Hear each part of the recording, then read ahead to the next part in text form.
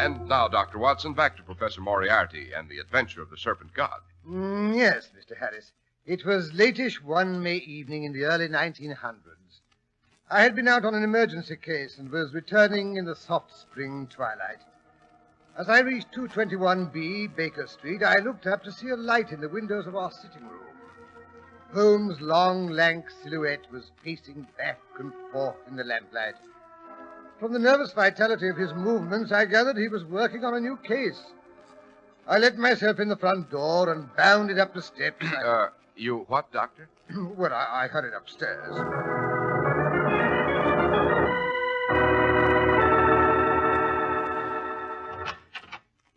Evening, Holmes. What's up?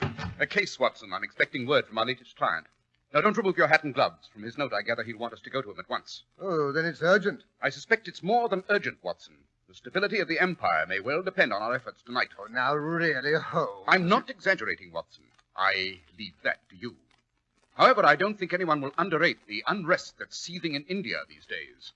The slightest spark may set off an explosion. Granted, but how does that affect us? As a matter of fact, my friend Harkey, you remember young Wells Harkrider of the Foreign Office? Naturally.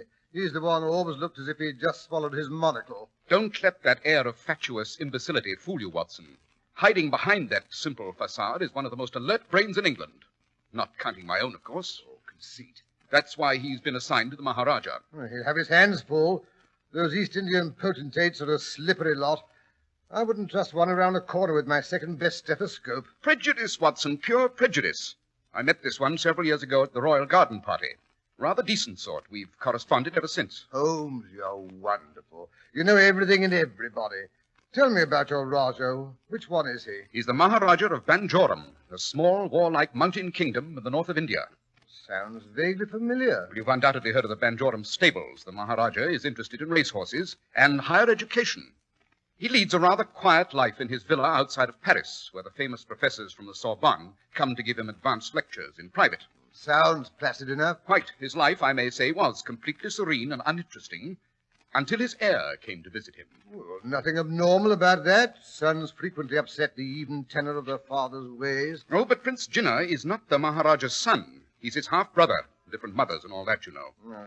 It wasn't until it became apparent that the Maharaja would never have a son of his own that anyone took any interest in this boy at all. I don't believe the Maharaja had even met him until he sent for him last autumn. He suddenly decided it was high time the lad became exposed to a British education. Oh, poor devil. Imagine being suddenly chucked into the midst of an English public school after being pampered darling of a high-caste Indian household. The Maharaja of Banjoram has some sense, Watson. He did not chuck him into a school, as you so inelegantly express it. He decided to break the boy in with a good tutor. Upon explaining his position to the Foreign Office, they decided the situation was sufficiently important to assign young Wells Harkrider to the post. As the twig is bent. Exactly. The Maharaja of Banjoram has always been quite well disposed toward our government. Unfortunately, that's more than can be said for some of the gentlemen who have managed to ease their way into high positions in his country. How did the Maharaja and his young half-brother get along? Very well indeed. That is, until 3 weeks ago, when Harkrider and the young prince had their first encounter with the dark-faced man with burning eyes. It was shortly after tea time. Harkey and the prince were just emerging from the Strand entrance of the Savoy Hotel, where they have a suite of rooms. Suddenly, a strange, ragged-looking man seized the prince and pressed his forehead to the back of the boy's hand.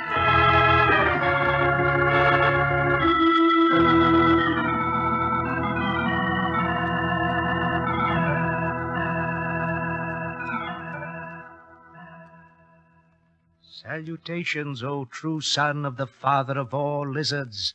You followers await you. For you the god will speak. Do not fail him. Do not fail. Who was that man, Gina? I do not know, Mr. Harkrider. But you saw his eyes and his head.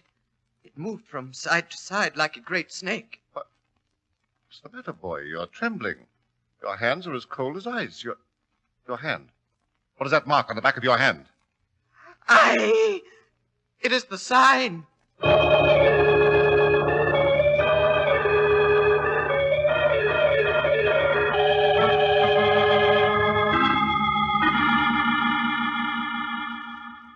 Ever since then, Watson, the boy's been a nervous wreck.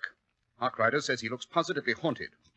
Then, the night after the boy's encounter with the strange derelict, Harkrider woke in the night and found him missing from his bed. Why not ask for police protection? The Maharaja forbids it. Harkrider drew him the design he'd seen on the back of the boy's hand. The Maharaja apparently recognized its significance, but will tell Harkrider nothing.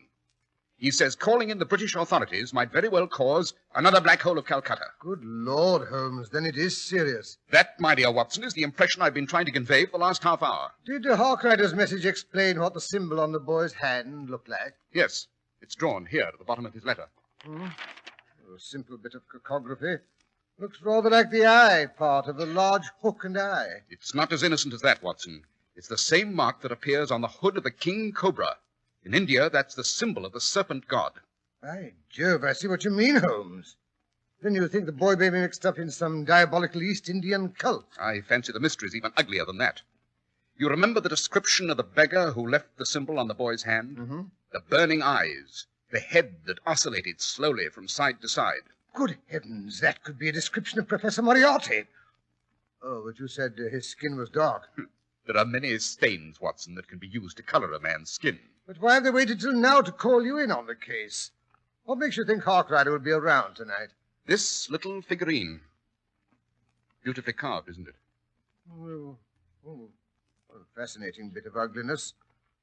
The body of a man and the head of a cobra. The cobra god again. It seems this carving was found on Prince Jinnah's bed when he returned from his afternoon's walk. Harkrider said the boy fainted dead away when he saw it. Sounds sinister, eh, Holmes? Harkrider told the Maharaja about the occurrence, of course. The Maharaja seems to think this figure's some sort of summons. He believes the boy will try to disappear again tonight. Consequently, Harkrider's sending a cab for us as soon as the boy retires. We're to pick him up at the embankment exit of the Savoy. Yes, I hear a carriage driving up to our curb. Don't forget your revolver, Watson. Aha! The game's afoot. The chase begins.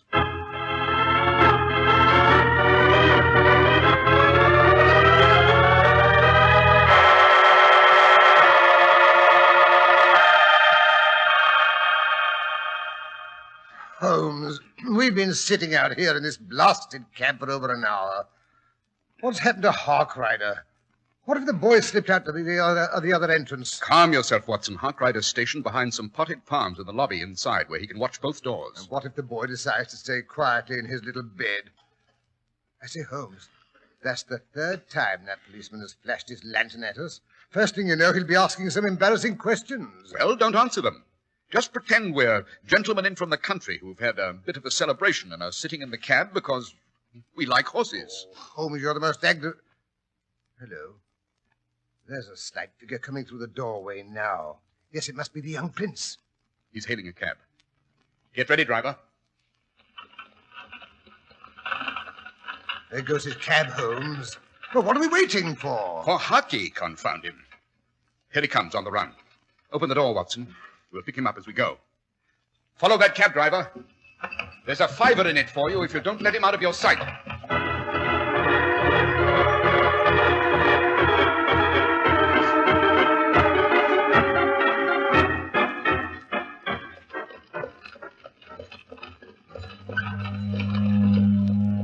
Oh, confound this fog. It's getting so thick we can't see the cab up ahead. Calm yourself, Harkrider. They can't go any faster than we can. As long as we can hear their horses' hooves, they can't get away from us. We must be near the river, Holmes. Hear those foghorns? Yes, we've just passed London docks, to be exact, my dear Watson. How do you know? Don't tell me you can see any further through this pea souper than I can. Possibly not, Watson, but I can smell. The warehouses here contain the most varied and fascinating cargoes in the whole port. Wines, hides, rubber, drugs, iodine, coffee, spices, cocoa, quicksilver, to mention just a handful. On our left, we should be approaching Wapping Old Stairs. If you listen carefully, you can hear the lapping of the water. Not with that thing blatting away, you can't. I say, what do you suppose that boy is headed for in this district? Has it ever occurred to you, Harkrider, how many Lascars and Hindus are employed in the docks in this part of London? Oh, funny, I'd forgotten that. As a matter of fact, I'd almost forgotten London had a port. Most Londoners do. Ask the average Englishman what's the largest port in the United Kingdom, and chances are he'll answer Liverpool or Plymouth or Southampton. Well, aren't they? My dear Watson, the exports and imports of the Port of London more than equal in value any two of them combined. What's up? We're stopping.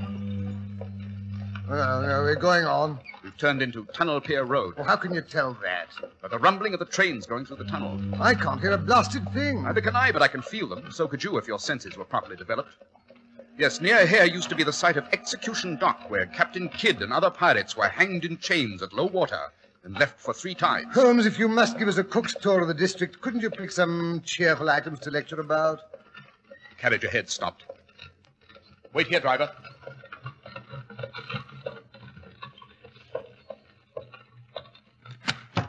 Out you go, Watson. You too, Harkrider. Righto. Yes. There's the boy up ahead. He's feeling his way along the wall. He stopped.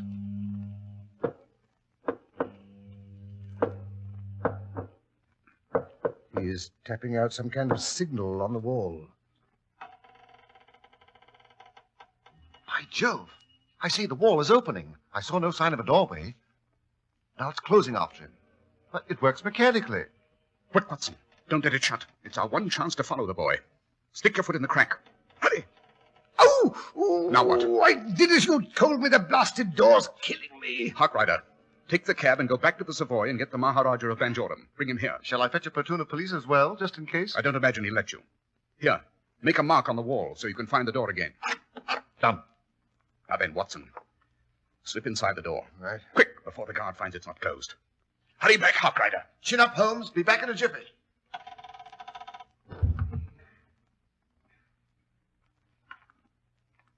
Seems to be some sort of courtyard with carved walls. Weird, grotesque carvings. Holmes, they look horrible in the light of that flickering lantern up ahead. Those carvings represent East Indian deities. As you say, Watson, they are not nice. Look, Holmes. A tall man in a fierce beard and wearing a turban has stepped into the light of the lantern. Yes. He'll be a Sikh. Very warlike tribe, Watson. I imagine he's on sentry duty. There must be an entrance through that archway. What of it? We'll never get by him. I only hope he doesn't discover us. Right. I don't think he'd hesitate to use that large knife he has sticking in his belt. I say, what's that? Another customer's arrived at the door in the wall, I imagine. Yes. Here comes a sentry to let him in. What can we do? He'll find us. No, there's an empty niche above our heads. Step on my hands, Watson. Right. Up you go. Now, give me your hand. Heave-ho! But won't he see us up here? I don't think so. It's a well-established fact that a man seldom looks above his head. Yes. Here he comes. Pretend to be a statue. Look grotesque. It shouldn't be too difficult.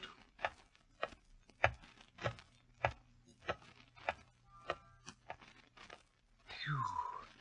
He's gone on by. I didn't dare breathe. Here's our chance to find out what's beyond the archway. Quick, we'll have to run for it while he's still busy at the outer door.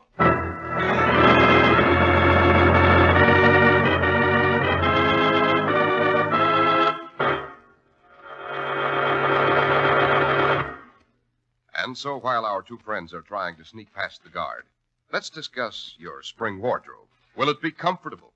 Will it wear? Is it good looking? Well, naturally, these questions are on your mind when you buy a new suit or topcoat. The same questions Clippercraft asked themselves long ago and answered by bringing you the finest values you've ever seen at an outstanding local independent store. Clippercraft invented the unique Clippercraft plan that concentrates the buying power of 1,036 stores across the nation. Now, the plan's the reason for those amazing values which are yours, even in this era of high prices. Clippercraft suits that look much more costly for only $40 and $45. Top coats and fine coverts and worsted gabardine at only $40 and $45, and sport jackets at only $26.50. Yes, selling expensive clothes at inexpensive low prices at the nation's finest independent stores is the great big idea behind the Clippercraft plan. That's why men who know insist on Clippercraft clothes. So be sure to visit the Clippercraft store in your city. These leading stores in the metropolitan area are proud to add their names to Clippercraft in your suit, topcoat, and overcoat. In Manhattan, John Wanamaker Men's Stores, Broadway at 8th and 67 Liberty Street. Saks 34th, Broadway at 34th. In Brooklyn, Abraham and Strauss. In Newark, New Jersey, Boulevard Men's Shop, Kresge, Newark. And in Jamaica, the B&B Clothes Shop, 16408 Jamaica Avenue.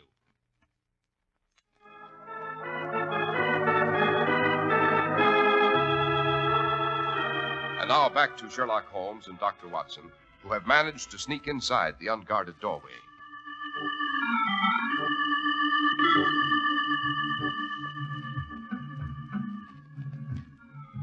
Good Lord, Holmes. It's a great heathen temple in the heart of London. The incense is almost as thick as the fog outside. There must be hundreds of people in here, all bowing before that horrible idol. More than horrible, Watson. It's the Serpent God, servant of Shiva, the destroyer. Now what? I don't know. Here, hide behind this wall curtain.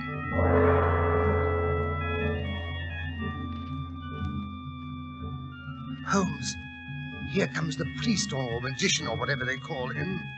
He's even uglier than the statue of the god. That is the Guru, Watson. It's a mask he's wearing. Aha! Notice how his head moves from side to side. We shall soon know, Watson. We shall soon know.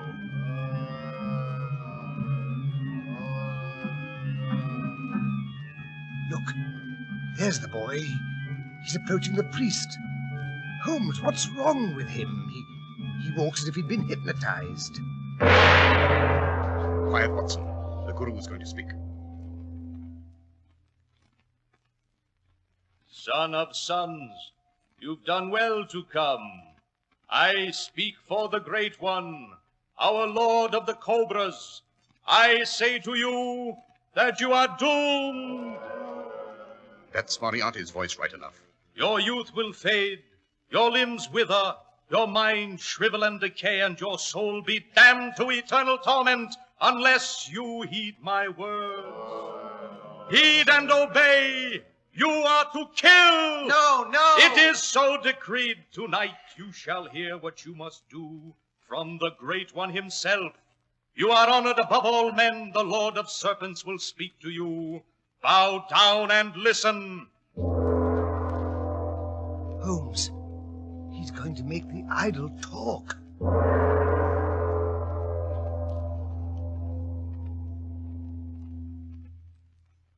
Jinnah is chosen, but first the throne must be purified.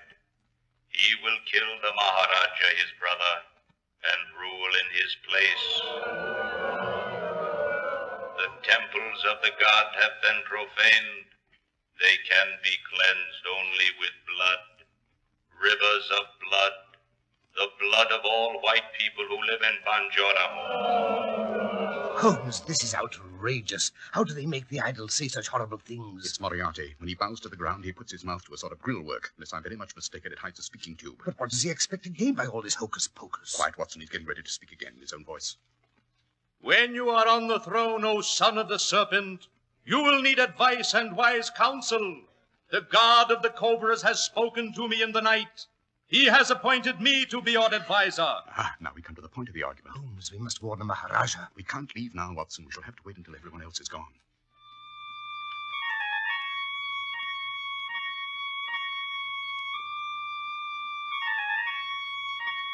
What's that for? Now let the music call the great ones. The cobras, let them come from their hiding places. They shall dance for their new king. Holmes, they have cobras, live cobras in this place. Look, they're coming out those little windows along the wall near the floor. How perfectly vile. Look at them writhing and swaying to the music. Steady, Watson, steady. Holmes, we are standing in front of one of those little windows. There's something crawling over my foot. Stand first, still don't move. It's turned.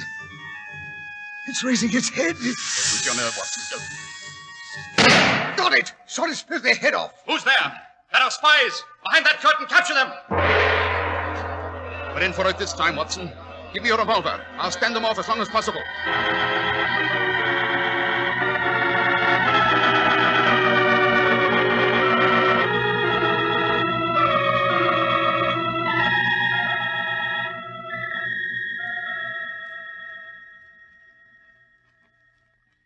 Holmes, Where are you? Over here, Watson. Tied hand and foot. It's as black as pitch in here.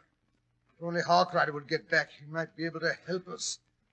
Seems as if he's been gone for hours. Holmes, you don't suppose he's lost his way in the fog? That, my dear Watson, is an unfortunate possibility. Seems we're about to have a visitor, Watson. We meet for the last time, Sherlock Holmes. Once more you have been foolish enough to meddle in my plans. This time, I think, will be the last. Such a pity, Moriarty. You're going to miss our little passages at arms. Possibly, but you have made too great a nuisance of yourself lately, my dear adversary. In a very little while I shall leave you and take my place again before the image of the Serpent God, which is just above this little room. Then 4 slaves will come. They will carry you before the altar for the final rites. It will soon be over. First, Dr. Watson shall be sacrificed to the image. You shall watch him die, Holmes. And then... You devil, you inhuman fiend, you... You do not approve my plans. So sorry. Listen. Here come the men to carry you to the temple.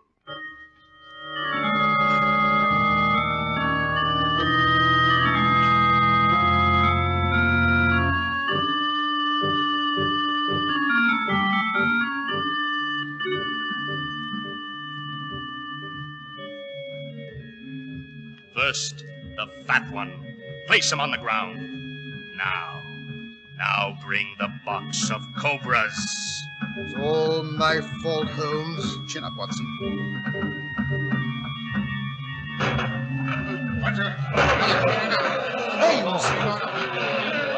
Holmes!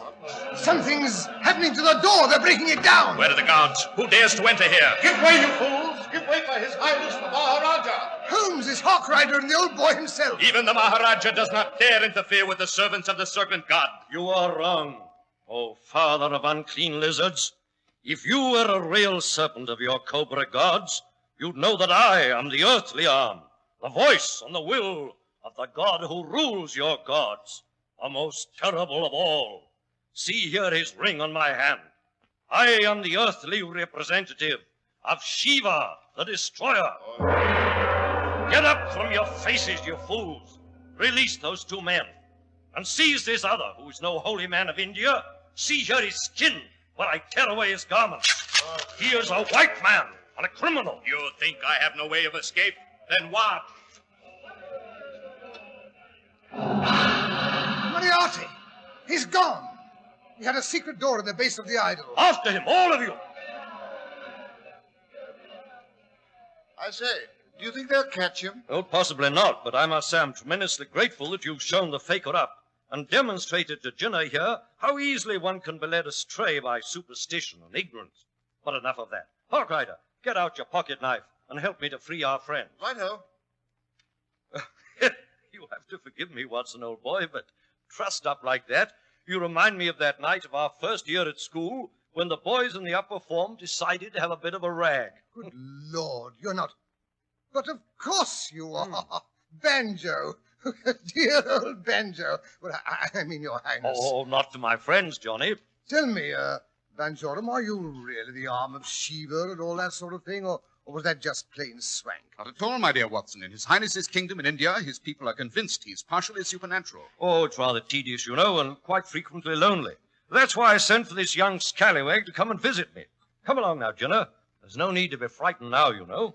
Oh, I was not going to kill you, sir. No matter what they did to me. Really, I wasn't. Of course you went. Come along home. It's way past your bedtime. Yes, right. Pleasant dreams, Prince Jinnah. I fancy it'll be the first good night's sleep you've had for some time. It will indeed, sir. I've been under a bit of a strain, but it was worth it. To meet the famous Mr. Sherlock Holmes.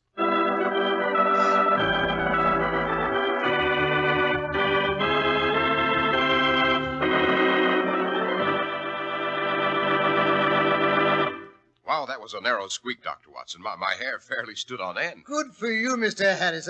Glad I held your interest. You did that. And now, how about just a hint about next week's story, Dr. Watson? Next week, I think I'll tell how I learned a great deal about the ancient sport of archery. In it, Holmes solved a murder in which the weapon was a rather unusual golden arrow. He solved it, I may say, by catching the murderer literally red-handed.